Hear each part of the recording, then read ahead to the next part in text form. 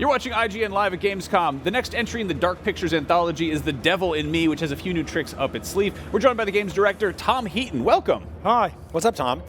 First of all, this game looks awesome. Big fan of horror. Love that genre just keeps getting more and more love in the world of video games. You've got a couple of games under your belt in this series now. What's the big thing that's kind of setting this one apart for people who maybe haven't played the old ones or have? Well, every time we do one of the games, the Dark Pictures Anthology, we're always looking to shake it up, give the players something new. So there's a couple of things that sets it apart. Obviously, we've got a new story, new characters. We've got a new genre we're exploring, which is serial killers and slashers, which is my personal favorite horror genre. Yeah, I love it. Yeah, that's a good one. Yeah, exactly. So the whole story built around H.H. Holmes, America's first serial killer, and we're bringing a ton of new features in with this installment. We've got new exploration mechanics, a new inventory mechanic, a simple inventory the players have, and puzzles, because puzzles fit really well into the idea of this killer that's trying to confuse and disorientated victims. So yeah, there's a ton of new stuff.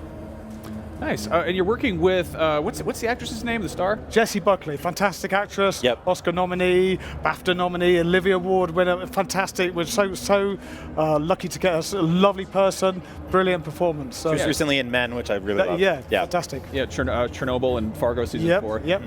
So, God, you guys have been doing this for quite some time. Until Dawn was almost... That was a while ago.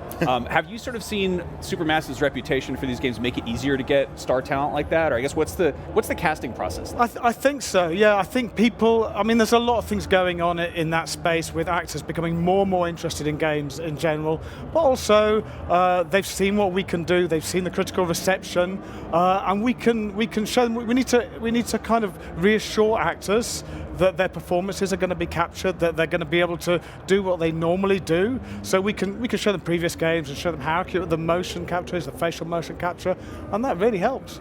Now, you mentioned the slasher genre, which I love, the subgenre of horror.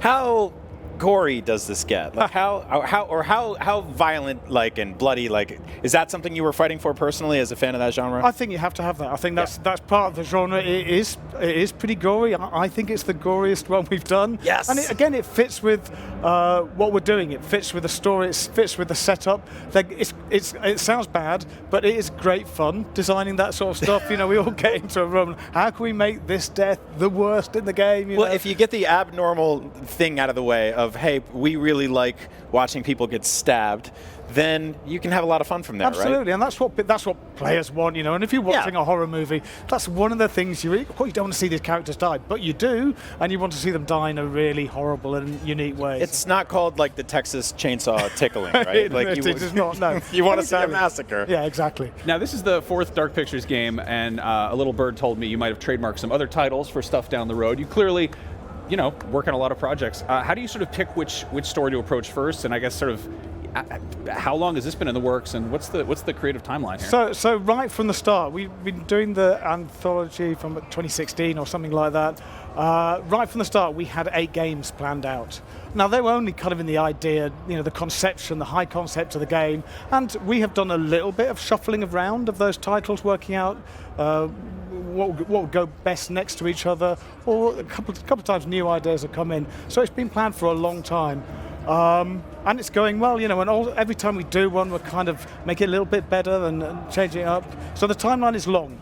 But then, for a long time, it's just a concept, and then suddenly a team gets on it, and it starts coming to life. It changes a lot. People have ideas, so that's part of the process too. God, that's so awesome. What's the last really good horror you saw? There was a film which is a couple of years old called The Perfection, which is it's a horrible film, actually. It's really genuine horror with real proper kind of body horror and gore. And it's about a classical violinist or cellist, I think, she's got manipulated. Anyway, it's very good. I recommend it. Came out a couple of years ago. Places. Did not know where that was going. With the bus. Yeah, with the bus. Yeah. The scene with the bus. Yeah, we won't spoil anything. Yeah, we won't spoil anything. I feel like that one might be a little weird, especially post-COVID. But, anyway, thank you so much for coming by. That was the Dark Pictures Anthology, The Devil in Me. That's out in November on the PlayStations, the Xboxes, and the PCs. Right now, we're going to check in with our teams on the show floor.